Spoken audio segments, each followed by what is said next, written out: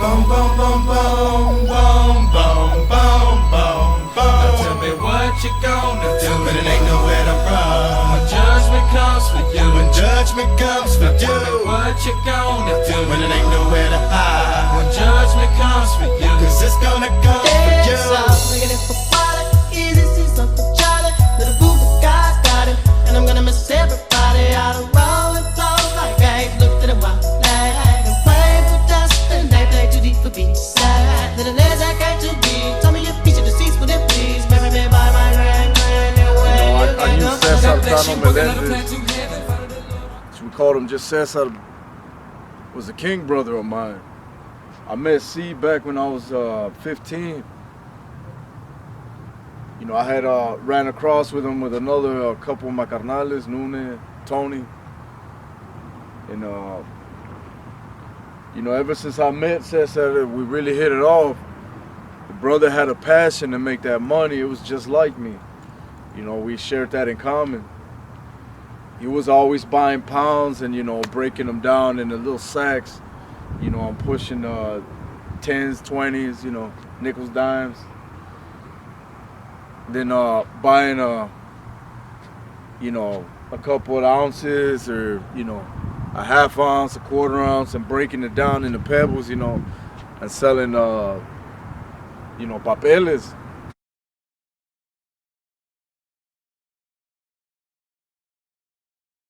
Out here in the hood, you know what I'm saying? We posted up out there by La Zambe, Siesta Motel.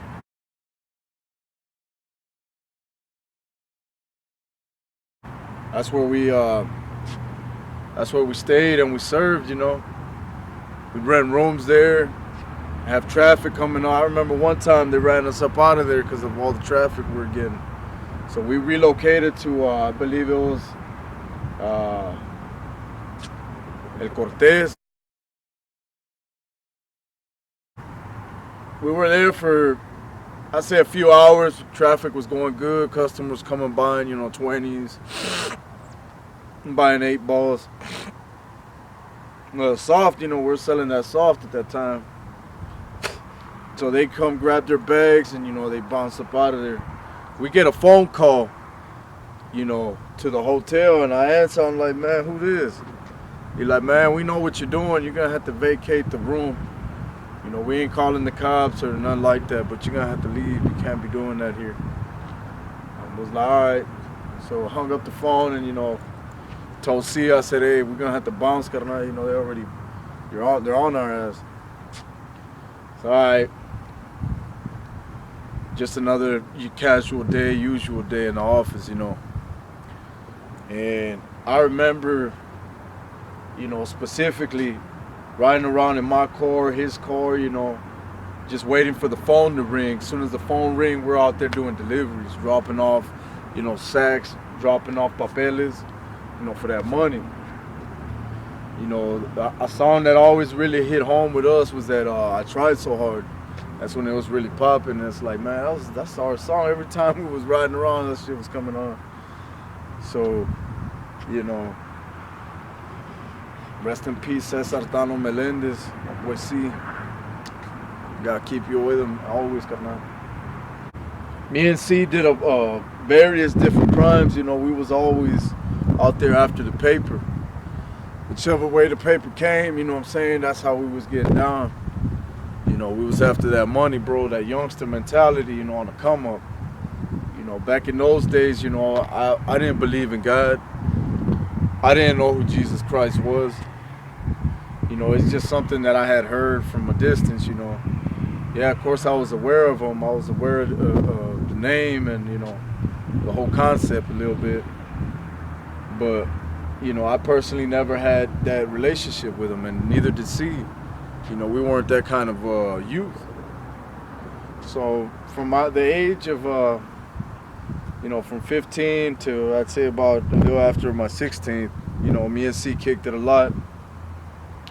I remember one time he brought me a Chrome 357 revolver.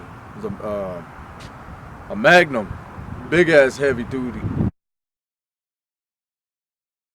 He said, man, all this dude wants is an 8-ball for that shit.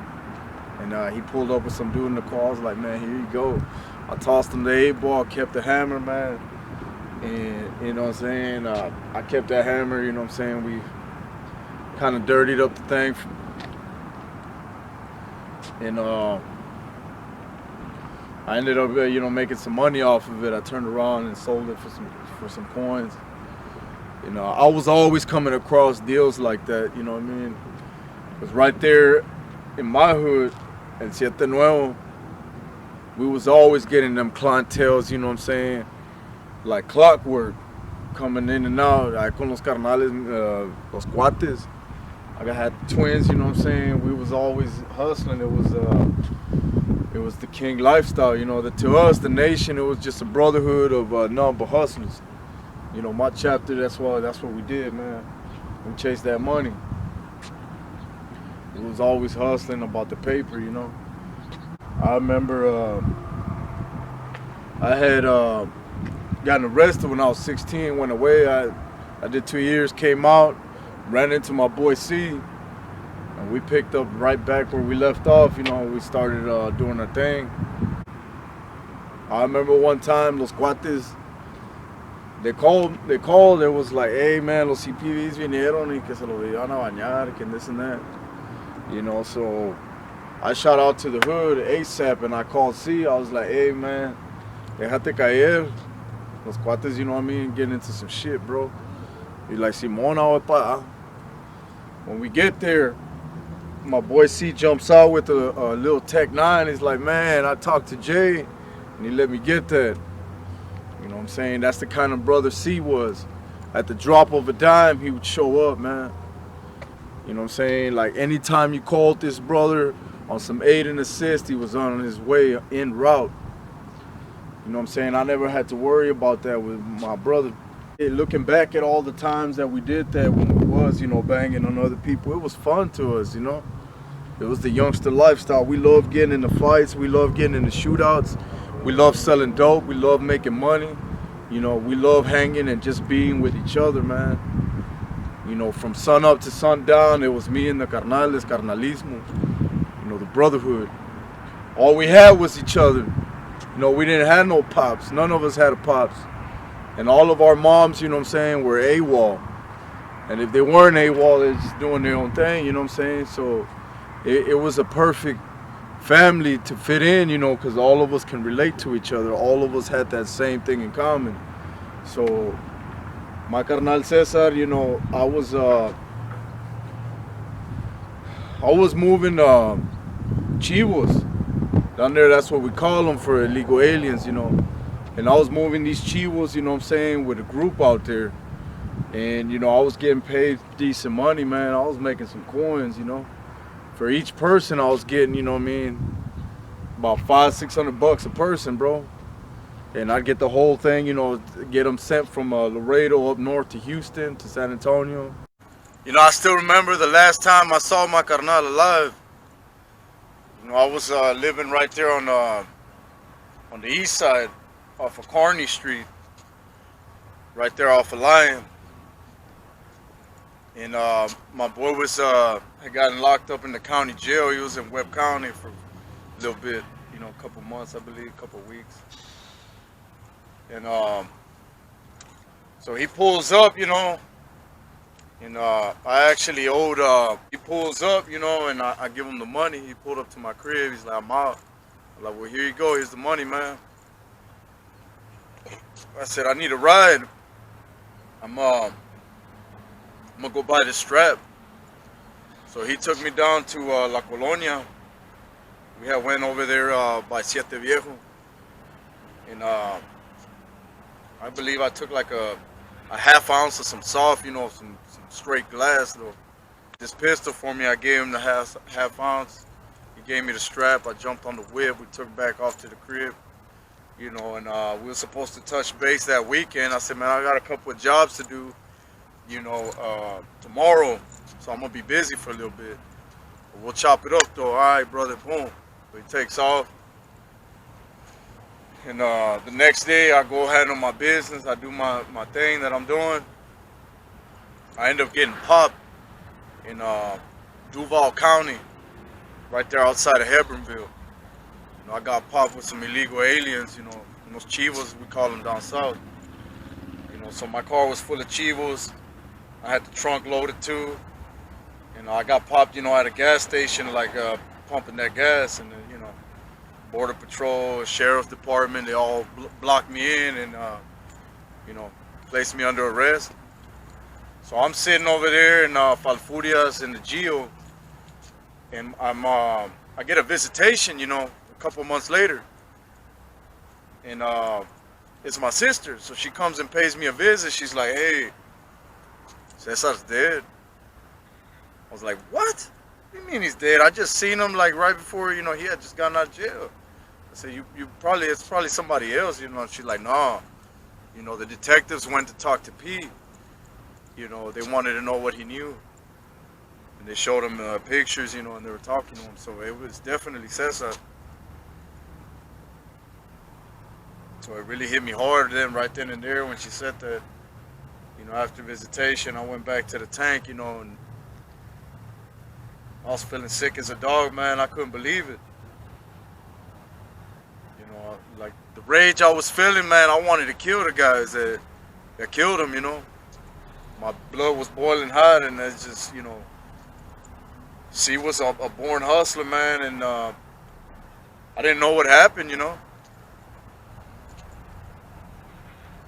I went on and I did my time, you know, did a couple of years and came home, you know, and unfortunately, his death went as an unsolved murder. Turned into a cold case, you know, nobody ever got popped for that. And my condolences to all the family of my Karnal, you know, G. Saludos, manito. And the only reason I even give these testimonies of my life is because I'm coming out here as a public figure. I'm wanting everybody to know who I was, who I am today, and where I'm headed. You know, so in order for me to do that, I want to be as transparent as I can. So I'm willing to share certain stories about my past, about my life with y'all, so y'all can get a better understanding of my testimony. But I am going to leave a lot of stuff, you know, untold and untapped into. Just because, you know, I don't think everything's for everybody, but, you know, I really want to pay homage and pay a tribute to my Karnal, so that's the only reason I'm doing this, so y'all can know who he was, and his memory can live on through this video right here. Through the love of his family, you know, through the love of his friends, his Karnales that really knew him. You know, his memory can live on. I'm always going to remember you, hermano. You know, all my fallen Karnales, none of y'all get forgotten, bro. I got love for each and every one of y'all. But I know without a shadow of a doubt that there's more to this life than meets the eye. You know, there's something on the other side waiting for each and every one of us. You know, and when I was a youngster, cuando era un chavalón, homie, I didn't give two shits, two fucks about, you know, what was gonna happen to me after I died, whether I was gonna go to heaven or hell. You know, that stuff never crossed my mind. And even to this day, you know what I'm saying, I know I'm going to heaven because that's where I'm pursuing, by the will of God, by the grace of God. You know, that's where I'm gonna be. But that's not my motivation for coming out here and spreading the gospel and the good news of Christ, the good news of the kingdom of God. The purpose for everything that I do is to deter a lot of homies from the lifestyle so they can turn back and they don't have to take losses. You know what I'm saying? They don't have to go to the system. They don't have to lose their life out here on these streets. That's the purpose for everything I do. Because I'm trying to live heaven here on earth and not wait till I die to get to heaven. You know, live heaven on earth. How do we do that? By consuming the fruits of the righteous one. That to me is the richest thing that anyone could ever receive. You know, money comes and goes. Gold, silver, worldly possessions, assets, all that stuff comes and goes, man. Yeah. You know what I'm saying? But The fruits of the righteous one, once you get that planted in your heart, ain't no taking that away from anybody, man. Come easy. You gotta try real. Don't wind up a casualty out here on these streets, I man. tried hard. Do something righteous with your life, But I guess I homie. gotta try hard. Don't listen to these old head crash dummy clucks, man. Just ain't got nothing better to do than spit that bullshit. You know what I'm saying? And if all the youngsters out there, man, you know what I'm saying? Get your head right, bro.